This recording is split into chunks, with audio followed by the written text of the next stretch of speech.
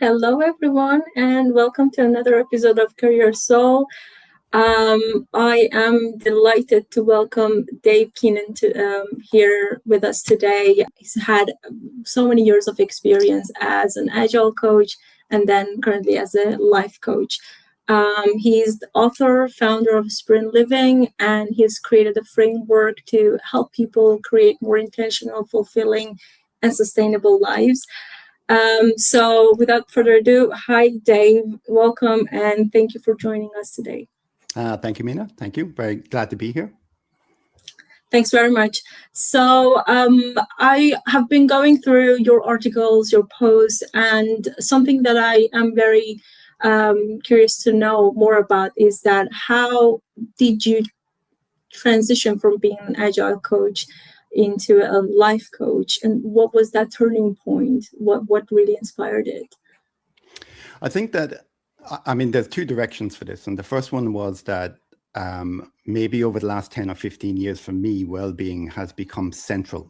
And at the same time, so that was number one. And what I found myself doing in the work that I was doing, even on the agile side of it, was more and more as I was working with people, I was putting more and more focus on things that were well-being focused and well-being at work focused. If you look at things like purpose and if you look at things like flow, et cetera, all these things are applicable but to both trying to help people to focus more on how we do what we do, but they also happen to be well-being things as well.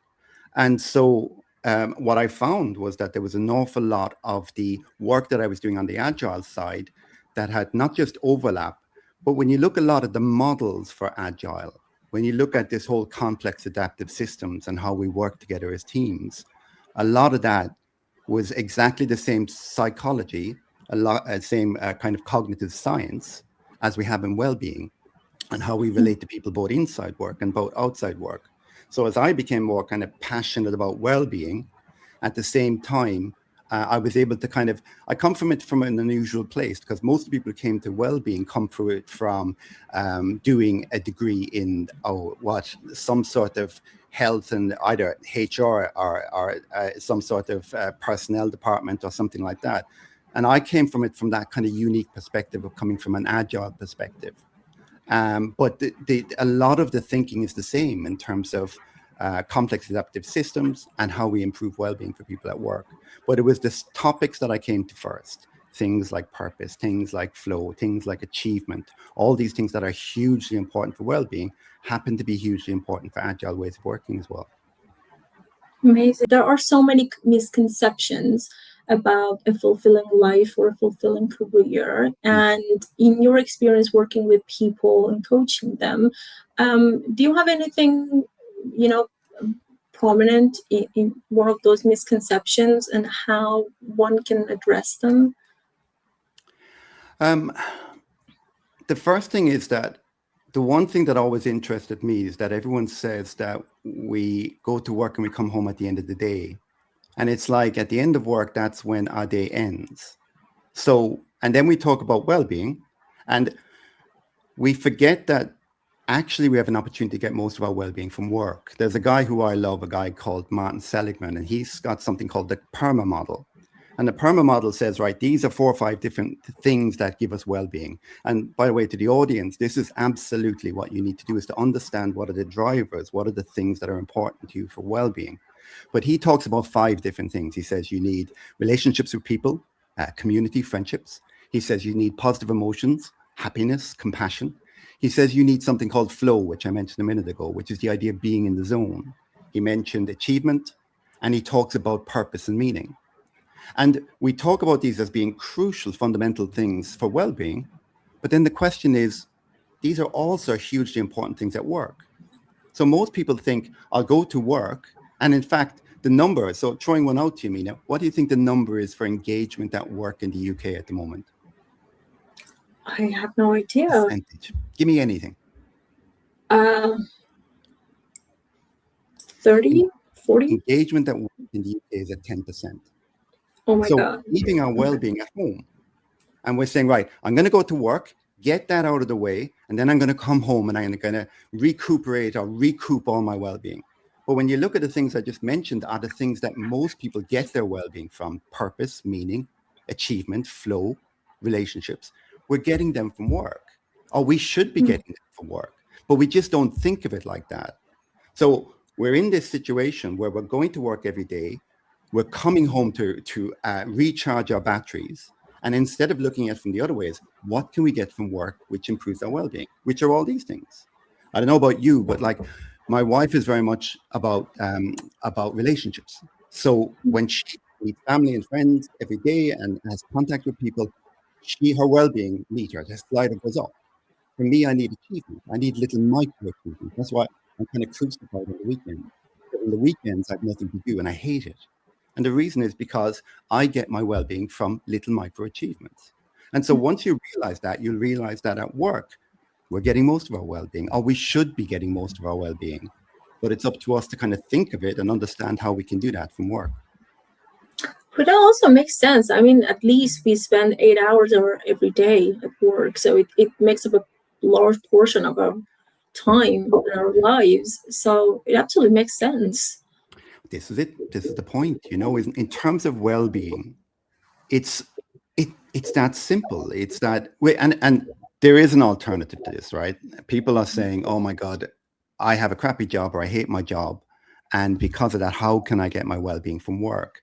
And this is where you have to mature your thinking about what these things are. Agile uses, and in business, and go back to the agile world, we have things like maturity models. And we have like the very easiest one, a maturity model for how you deliver work, is that everyone has a method or their own method for delivering something. And then we get more organized, more mature in how we deliver stuff. The next level up is that we all kind of deliver in the same way. The next level up is that we measure what we do. And the next one up is that we continuously improve it. And you take something like that, which comes from our corporate world, and you look at that in terms of our well-being, then it's exactly the same thing. Most people have a very low maturity model for how we deal with our well-being. We expect to go into it to work, and it's given to us. Now, there's a couple of caveats there. And the first thing is that a lot of people, I met someone on the weekend and they hate their job. And this isn't about that. This isn't about an individual job. This is about your relationship with work, not with their job that you're in at the moment. Because then the key is, how do you work it so that your next job, or you improve in the next job, or how do you reframe it? But the bottom line with all these is that it's back to the central message again, that you need to mature your relationship with your work. You do this by looking at it in different ways and perceiving it in different ways. You can't ignore the hurdles that are there, like system design. The business designs work not for our well-being. They design it for making money. We know this is the fundamental. We know that many businesses, even though it's improving nowadays, don't have a model that says goal number one is making money and goal number two is the well-being of people. But there is actually thinking like that coming out now. There are businesses who are beginning to say, right, we are going to make goals which center around not just about making money, but getting the best and being the best for our people. Fantastic. But you can't, with many businesses, solve the problem of the business design, but you can solve the problem of how you mature your relationship with your well-being at work. So in case of an organization that doesn't have that well-being as one of the top priority goals, and the person perceives it as a very horrible job, how can they really mature their relationship with their career and their work? Well, I'll go off on a tangent for a second. The studies that have been done in terms of, there are three different ways that people perceive their work. They believe it's a job, an individual job, that they get money at the end of the week. There are people who believe it's a career, which is a stepping stone for the future, for success in the future. And the third, they believe it's a vocation. And when they did the studies on people, like people who clean hotels, and they did studies on people who clean hospitals, and they found that it was a third, that there was the same amount of people who looked at cleaning a hotel room as a vocation as people who just regarded it as money at the end of the week. So you can't change the job that you're in. You can change it over time. And this is something I work with people on. It's not looking at the job that you're in at the moment, but saying, right, if you don't like your job and if you hate your job, then we both know that the answer is to have a medium-term plan that you say, over the medium term, I'm going to transition to a new job. But you can also look at your relationship to that work as it is. And I asked the question, why is it that a third of people who clean hospitals regard it as a vocation, something that they do that makes other people's lives better? And I was in a hospital a lot over recently, not for myself, but for other reasons. And when you look at the people cleaning the rooms, they do a hell of a brilliant job to make things better for people. And what I'm saying is that some people looked at it as a vocation, as something that was very important. So you're not going to change the business. Only way to solve that one is a medium-term view of how do you get into another area, another business, another job. But for you, it's up to yourself. How do you mature your thinking? How do you how do you improve how you relate to your work? That's the question that you have to ask. I remember listening to someone who was helping, people to frame what they were doing Yeah. in a more effective way. So, Okay. for example, in my case at the time, instead of saying that I'm a project manager, she said that, for example, you can say that I create this product that makes this difference to these people. So you Yeah. could immediately see what the effect is, what the impact is of the work that you're doing. So back to my question, is this kind of framing what we do a way to mature that thinking around It what is. we're doing? But it is one of them. I don't want to. And job crafting is something that I do with people, and it is a whole area. But it is only one of 50 that I do. So I would say to you that that's one thing, job crafting, and I could talk, away about, oh, these are the 6 things that you have to do to improve the way that you look at your work, and that's in terms of vocation. But there's so many other things as well that you can do. So, I mean, your when you look at things like how do you improve yourself? How do you have more attention in your job? How do you improve your emotions? How do you improve your relationships with people? So when you talk about job crafting, they talk about 3 or 4 different areas: improving your relationship with other people, improving your job, improving your relationship with your job, and improving the environment. So there's loads of different ways that you do this. The problem with it is they all are hard work. None of them are easy. This job crafting stuff and changing and transform the way that you think about things, it's a mature way of looking at your own life, at your own well-being. And you have to start with understanding the whole area. You have to understand things about how there's questions there. Let's say attention. Let's pick one. So a lot of people I know, they struggle with attention. If the job is boring, they struggle with attention. They struggle with their relationship with people. I know people who have to leave a job every 2 or 3 years because they find that after 2 or 3 years, they're relating, myself included, that my relationship with people tends to go down. I tend to get to know people an awful lot. And when I do, I think, oh, John, I never liked him, or and the point is that it's not about having, the rule there isn't you don't leave the job at the end of 3 years. The rule is, how do you change yourself so that you can go 5 or 6 years with John and have a better relationship at work? And when you look at your relationship at work, it's not just about the job. Sometimes jobs are boring. Project management and stuff like that is an interesting job. Now, you mightn't have purpose there because you might be developing paper sharpeners or pencil sharpeners. But the bottom line is that you can enjoy the achievements in there, and you can work hard inside there, and you can improve all those areas. So the point is that we could talk all day. There's 100 things that you need to focus on to improve about how your relationship with work is. As I said to you, one of them is your relationship with individuals or people. One is how do you lead other people? One is, what is your relationship with your leaders? All of these things are open to debate and open to improvement. And the point is that none of them have got to do with this individual job. These are all things that you improve with work, not with this job. And this is what lots of people do, is that they think, oh, I hate this job. It's not about this job. If it's about this job, if you're lucky enough to live in London like I do, it is relatively easy. I say that in the very say that we both know that, to get another job in London. Not like when I grew up, that if you got a job and you lost it for life. You didn't get another one. I come from a difficult place. But in London, London is fantastic. You can get a new job. So, so these are the things. What I'm talking about is not your relationship with your current job.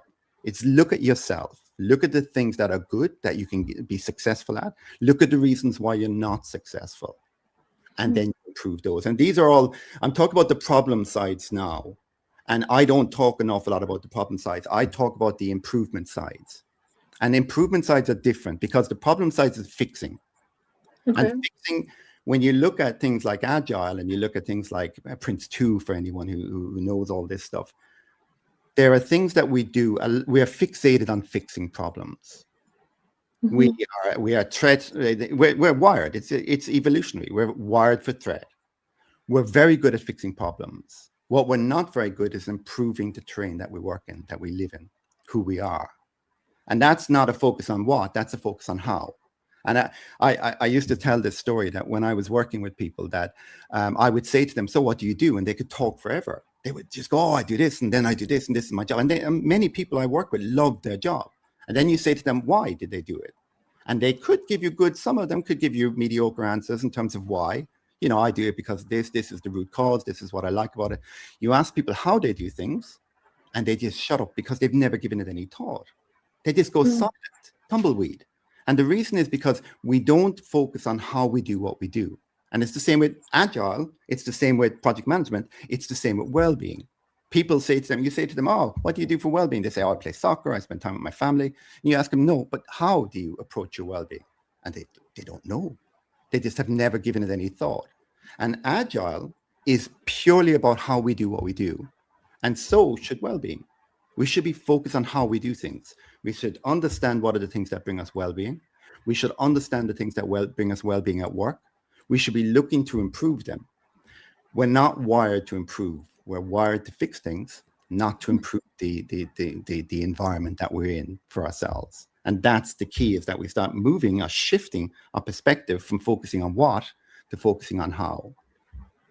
Yeah, I think it's a valuable approach. It's a valuable thought. What you're saying is that we usually look at fixing things, but there are things that we can improve and things that we can fix, and the combination of those will actually help us to feel more fulfilled in the job that we're doing.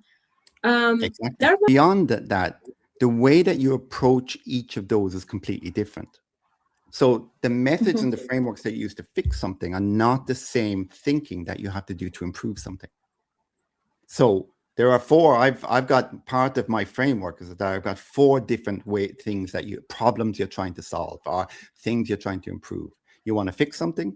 You want to manage something in your well-being. So manage something like a chronic illness. You want to protect something like your relationship with your family, and you want to improve things. And for each one of those four things or approaches that you want, you have to use different methods to do them. And it's a different thinking for each one of them. But when you look at health and well-being, they all break down into one of those four, or most of them do. So a lot of people like the World Health Organization and Gallup in financial, they all have their ideas of what well-being are. They say, these are the 7 things that are well-being. These are the 3 things that are well-being. But I have another way of looking at it. I look at it in terms of how do we resolve them or improve them. And because of that, I break them down differently. The World Health Organization, they break it down to say we have mental health, physical health, and we have social relationships. Gallup talk about financial being very important, spiritual. But I break it down in such a way as my way of breaking them down is looking at how we're trying to resolve them. So the things that we try to fix, the things that we're trying to manage, the things that we're trying to protect, and the things we're trying to improve. And as I said, different ways of working with each of them. Well, great. Now I'm thinking about the examples of each in my head of these 4 categories. I use the one in terms of fixing. We think of fixing being like chronic illness, but like we have other things as well that in our day that deplete our well-being, is that if your toilet is broken. So these are the kind of things, these are what I call dissatisfiers. And this is a word that comes from agile and from that kind of thinking. Dissatisfiers are things in our life that when they're not there, we don't give it a second thought. But when they are there, they disrupt our life. And we have a huge amount outside of well-being, outside of things like illness, outside of things like mental health, outside of things like well-being. We have other things in our life, which I call hygiene factor, which is just the ordinary things. If the toilet is broken, if we've got to bring our kids to school in the day and it's making us late for work every day, if we have the finances to do it at the end of the month, these are all what I call hygiene factors. And they are hugely influential on our well-being. And we don't even give it a second thought. We just think these are the things that we have in our life. And so understanding our well-being, we have to understand these as well. So there's 4 or 5 different categories of things that are kind of left out by everybody just because they're just life things. But there's a lot of other things. And this is why you have to look at your well-being, think about it, and decide what are the elements of your well-being that you're trying to improve. I gotta say, that reminds me, because I was thinking about the exact same thing you just mentioned the other day, and that is, so in my previous jobs, before COVID, obviously, there was no flexible type of working, and we all needed to go in person. There was no online or hybrid way of working, or in case of some companies, no flexible hours. Mm-hmm. So we had to kind of be present at work at 7 a.m. sharp. And I hated it. I resented it. And it was the most difficult thing for me to do every single day. Whereas now that I have the ability to choose actually to show up at 7, 8, or 9, or whatever time, I actually show up at 7. And I like it. And it's an interesting thing because I never thought that it would have this, it would make such a difference just having that option. Mm-hmm. It's one of those things that, not just that, but many things like that, where and there's different reasons. At different times, the things that are important to us change. And they change for different reasons. If you have families, rather than being single and all the rest. But also in the very subtle ways like that, and that's why, if you had given that, the problem with stuff like that is that you don't have any influence on that one before COVID. And because of that, you never got a chance to see both sides. You never got a chance. You want to experiment with it. You wanted to use the techniques. And so with stuff like that, that's how it works, is that something that was important to you at one stage, something that was a dissatisfied at some stage in your life, you can resolve it in some ways. You resolved it because you saw both sides of the argument and you got an opportunity to look at both sides and you found you liked the other one as well. But this is kind of like a reframing when you think about it. This was the worst thing in your life.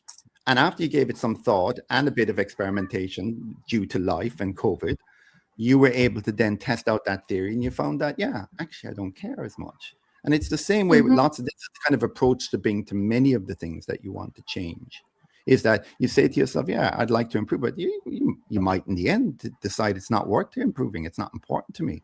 That happens quite a lot, but only if you give them thought in the first place. If you wrote them down before COVID, it would have been on your top 10 list. Yeah, totally agree. I can see that Melody has written here, I've worked in the mental health care space 15 years and so much changed since the pandemic. Burnt out. So burnout is another thing that happens a lot. And I gotta say, in my experience, it's not just from the workload, but also I call it the life load. So sometimes there are just so many things happening and it might be a bit difficult to prioritize maybe, in terms of which one to actually think about it right now and deal with it. And sometimes we get lost. So do you have anything that would help someone in this situation? So I'll give you my caveat. I work mostly in the improvement area. And the improvement area, if we look at Maslow's hierarchy of needs, we've got the safety and security at the low bottom end. And we have at the top end, self-actualization. This is where I work. I try to improve esteem and self-actualization. So I'm not an expert on that lower end in terms of, let's say, mental health problem. No, I know a lot about mental health problems because I suffer myself, and I know about anxiety and depression and how it gets you down. I don't have answers. All I can say is this, is in terms of performance at work, in terms of the struggle of work, the improving your well-being will give you extra time between burnout. Let's say your burnout meter is here and it's going down to here. The better your well-being is, the longer you can go, the longer you can perform, and the longer you can be engaged at work.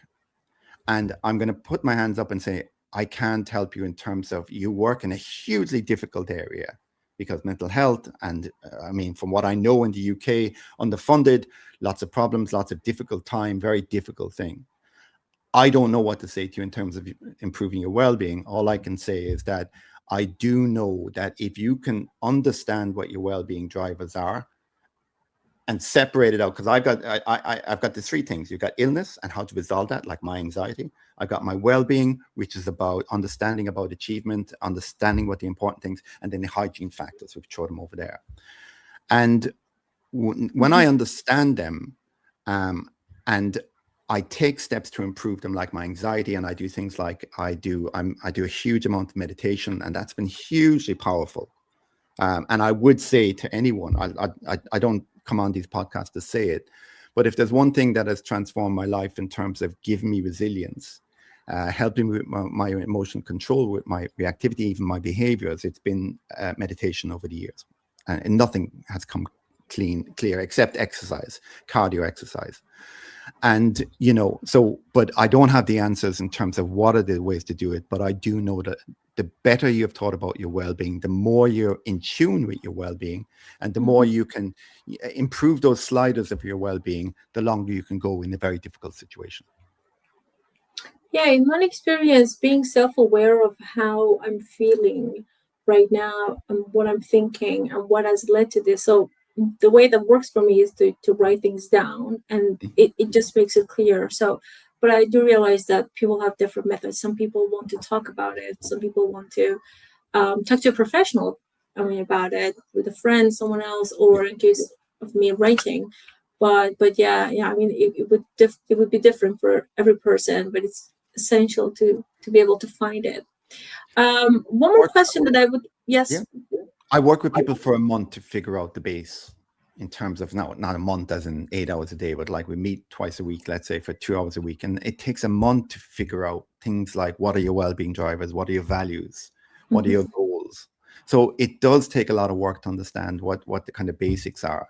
And then you have to start, the techniques that I talk about are always about taking one or two small improvement areas and focusing on them.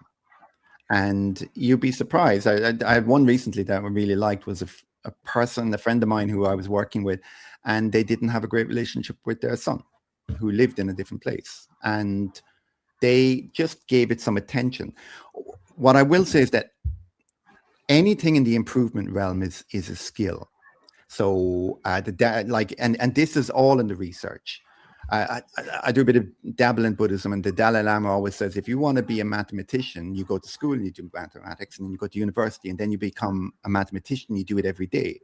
And if you want to be happy, you think that you're going to wake up one morning and suddenly it's going to be there. And happiness is a skill. Well-being is a skill. And when you read about skills and you read all the literature on what skills are, and things like peak performance and all these different books about how to improve your skills, you start to realize that they just all take work to develop the habits. And if you think that if you want to develop well-being, you have to develop it. You have to think of it as a skill. If you want to have meaning and purpose, that has to be a skill. Your relationship with people, these are all skills. There is nothing inside there that is a quick fix. They're all the question. If it's important for you, you put it on your priority list and you make a skill of it. And that's the kind of key or the way to look at these things. And happiness, being content, all of these things. You don't wake up one morning and suddenly everything is better for you. You really have to work hard at all these things in the same way as you do at being a football player. Yeah, that's an interesting one. Something else that I would like to ask, and it might be similar and related actually to this one, is that so looking for those drivers, looking for a way to improve that skill. Some people might feel that they are lost in terms of which direction, to take, which path to take. Maybe it's in terms of improving their well-being, or maybe it's just as simple as changing their environment, their career, for example. So for example, you mentioned that one of the ways to actually improve the well-being is that to look at that job that the person is not happy about, as admit, something in between, just for them to be able to transition to something better. Mhm. But what are the cues for someone to be able to find that path to take, that way to go?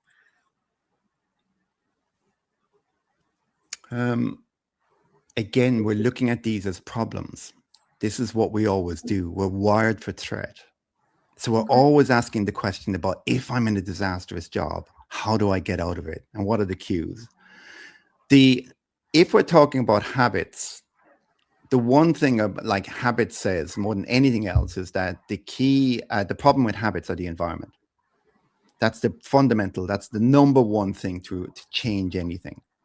Mm-hmm. And so the environment, if the environment is negative, you're never going to improve. If you want to stop watching addiction to TV, you just throw the TV out the window. That is the number one thing that you can do for that. If you're not so we're moving on now and not talk about well-being. We're talking about problems with your work. And the key is, number one is that you're very limited in terms of work design, what you can do. Back to my point about you can change yourself, you can improve your ways of thinking. When people talk to me about they don't like their job, the first thing that we do is ask the question, is it the same with every job that you're in, that you hate them all after a period of time? So if that's the problem, then that's nothing to do with the job. Now, if we discount that and we say it isn't that, I've been happy in one job for 20 years, then, and you're not able to change your approach, then what are the cues? The cues are that you're miserable. The cues are that you don't like who's leading you. The cues are that you don't like the people around you. The cues are that you're bored. Any one of these are cued. In fact, when they start to mount up into something that is tangible, that you have these 7 things, I hate the people I work with, I hate, you're already in the wrong situation. You're already past that point, because now you went to something you have to fix. So when you want a new job, you can look at it as something that you want to improve. You want to get a next level up. You have a plan, you have a goal. And this is where they come in, is that you should have a goal with your career. And if that's the case, then every single job that you get into should be a stepping stone for who you want to be. If you get to the point where you're already listing the 5 or 6 things that you hate, you're in a situation where you have to fix something. The problem with fixing a job is that it's not short term. But if you're in that situation, then you've already let it go to that point. And you shouldn't let anything go to that point. Your career should be decided on by you. And I'm kind of going off on tangents, but I've done a bit of career coaching over the years. Your career should be dictated by you. And you should be making the decisions on where you are now, why you're there, and what your next steps are. Now, if you think that I'm in a wonderful place, that I really like the people and they're the most important, then stay there forever. Fantastic. If your goals, you have to understand what your goals are in terms of your career path. Like anything else, you have to understand what your goals are with your well-being. They need to be merged in a way. The more you can merge them, the better for you. If your goal is to be in a job that has purpose and meaning, and purpose means that it's something bigger than yourself, something that's not just for you. If it's just about money, it's just for you. But some people get jobs where the purpose and meaning is something bigger than themselves. So I would say to you, yeah, don't get a job like that. Get a job with purpose and meaning. And if you do that, then if it's a crappy job, you can still live with that because you know you're doing something good. So the whole thing there is probably just to say what do you control? And if you've got it to the stage where you have no control and you're already at the point where you have to fix something that's broken, then you have to, where I would come in is to say to you, how next time do we not get to the point where we have to fix it? Where the next time when we get to the point where we want to leave the job, we're leaving it because we're happy to leave it. And they're happy for us to leave as well. And I'll finish it with what someone once said to me, what was it? You either get a good location, a good money, a good job, or good people. And if you get all 4, no one gets all 4, but you might get 2 out of 4. But yeah, that would be my thinking on it. It's not my area of expertise, but in terms of, that's how I would say to you, is that's how you would approach your job. Don't look at it about this job. Don't look at it about being miserable. If you're there, you're already in the fix mode. You have to fix what's broken. But look at your jobs and your career and take ownership of it. Mm-hmm. Set goals, define them, find out what makes you happy. I know. Talk about life goals, but also talk about, and your values are hugely important. I spend a month on people with values. What's important to you, your moral values. I mean, the thing about values is that they're hugely important for being intentional how you live your life. And the reason is because a value is never important unless you bring it up at the right time. So if your value is to care for people, if you don't think about it, when it comes to, you see a person who's in trouble, if you don't bring that value up at that moment, it's not worth it. And the only way to do that is to understand what they are and to bring them into your mind on a regular basis. So one of the things that I do in my well-being, in my sprint living, is that we work on what are your well-being drivers, what are your values, what are your goals in life, and we work on all three to try to define them for now. And as I said, with values, hugely important. If you want to be intentional on how you live your life, then you have to know what your values are. And I'll finish that point by saying, when I work with people, they have these perceived values at the beginning. I say to them, what are your values? They go, oh, I want to be kind to my family. I want to, I want to do this. I want to be a good person. I'm kind, I'm happy. And then when you actually see over the course of a month, when you revisit them a number of times, you find out these were aspirational. They actually weren't the values that they lived by at all. They just thought they did. I know people, myself included, who said, oh, my family is so important to me. And yet every time I was at home, I was thinking about work. So I wasn't giving my attention, I wasn't giving my energy to the value that I thought I had. And I basically was able to say to myself, actually, my value was work. That was what was important to me. It wasn't the family. And so then you have to, you have to be honest with yourself, and then you have to address that. And you should have values, and you should be bringing them to work. You should be being kind to people. You should be trying to make it better for people. You should be trying to, as an agilist, you should be coaching people rather than telling them what to do.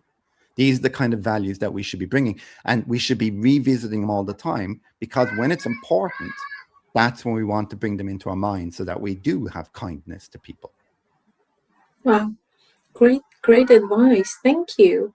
When you say coaching people, that reminds me of people who are, for example, leading a group of people, a team perhaps. Not just in terms of the technicality and the work that they do, but when it comes to their well-being of the team that they are leading. Do you have any advice on how they can do it better, and how they can be mindful of such a thing?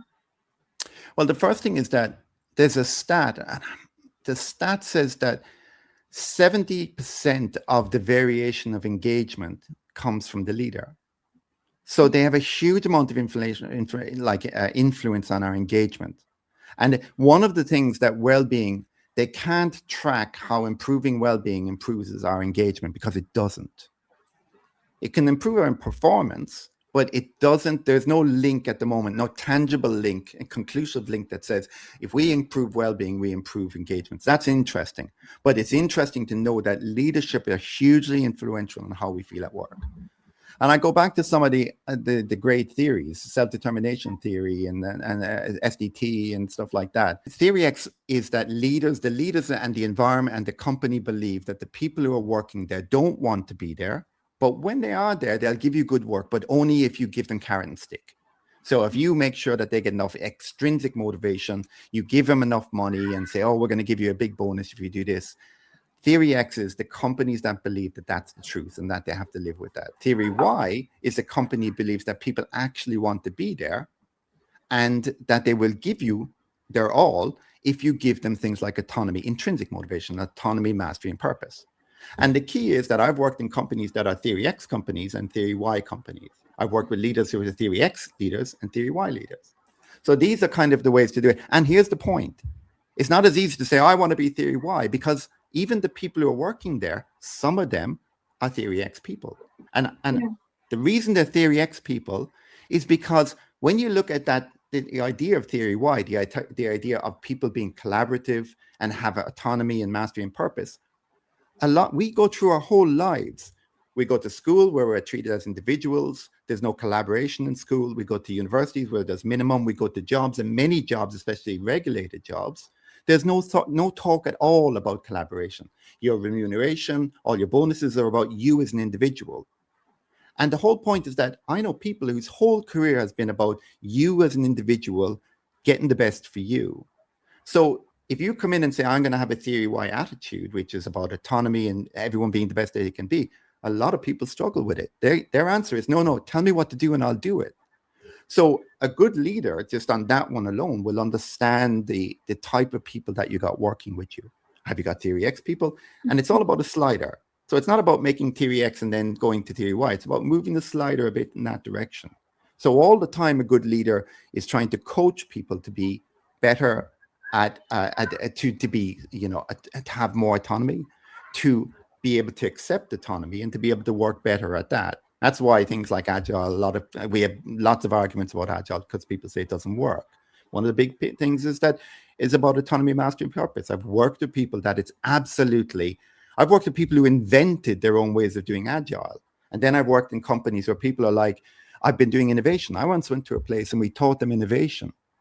And I taught them the techniques, the basic design thinking models. And I said to them, right, this is how you do it.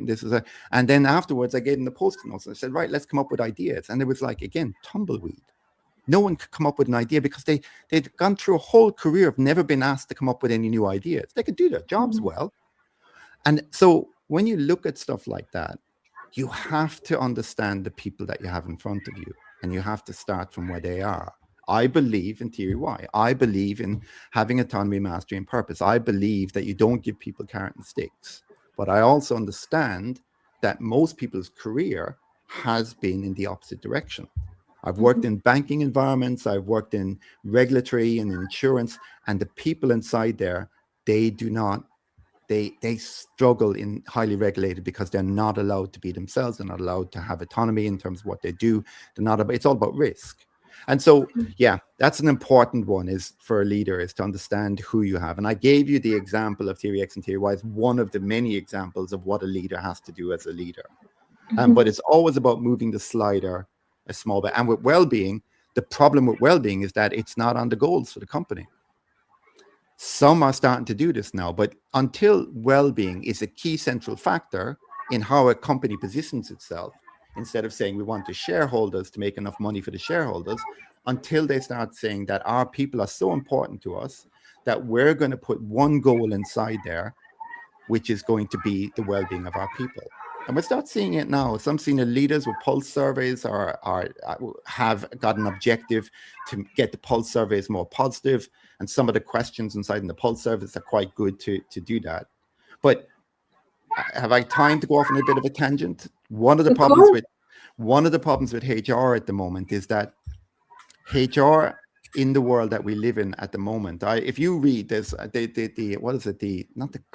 Chamber of Personnel Development, the CIPD, the organization for HR people in the UK, and if you read their yearly well-being presentation, 50, 60 pages PDF, there is no mention of well-being. It's all about stress management, absenteeism, ergonomic chairs. It's all about Maslow, lower end needs. It's all about making sure that we get output from people. Until companies and HR, and there are loads of people who are doing it, until we start factoring in improving people's well-being and making it a central goal, because if it becomes a goal, we have to measure it. If we have to measure it, someone has to take ownership of it. If someone has to take ownership of it, they want to improve it.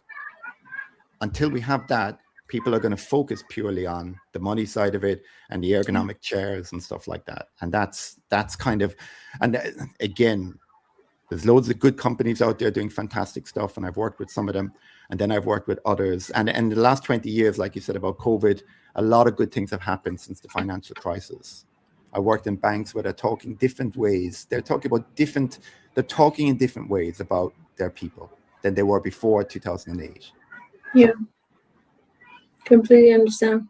I appreciate that you've already given so many advice to, different types of people, but I would like to ask as kind of the last question. Do you have any advice for anyone? Maybe they're struggling with their well-being at work or in life, or simply they want to know the best next action for themselves. Do you have anything to add to that? So in terms of well-being, I talk about well-being as being three horizons. The first one is the momentary horizon of well-being. The next one is is well-being, which is a daily well-being.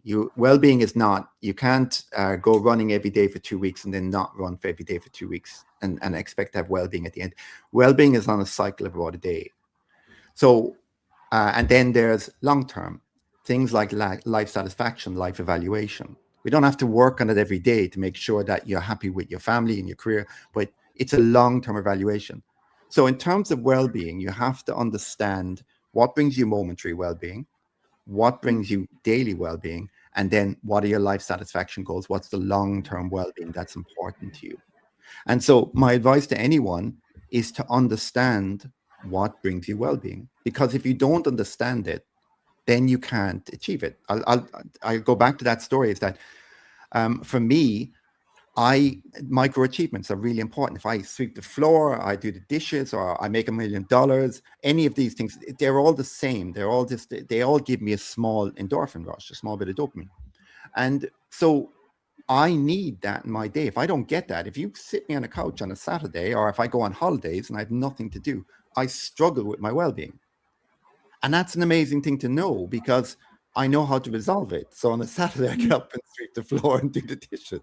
Anyway, but that's the point, is that you got to know what brings you well-being. And once you start seeing that, you mentioned one self-limiting beliefs. And I was thinking about that, and I know what the things are to bring me self-limiting beliefs. And one of them is sleep.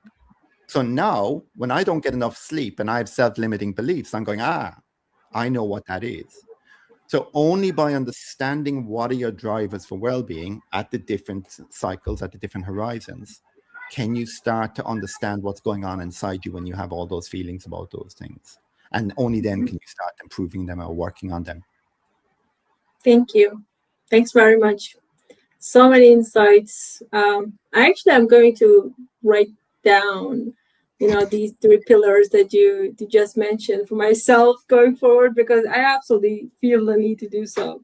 So thanks again for accepting my invitation and joining me today. And I really hope that we get to speak again another occasion. And if anyone, again, throwing it out there in terms of my sales and marketing, anyone likes the direction that I go in, I'm a coach, and I coach teams and I coach individuals. And please, anytime, give me a call. Mina, thank you. Absolutely. Yes. Amazing thing. I also want to encourage everyone to connect with Dave on LinkedIn. I will share all the details later on under the post. So yeah, we'll take it from there. Thank you so much, and have a good rest of the day.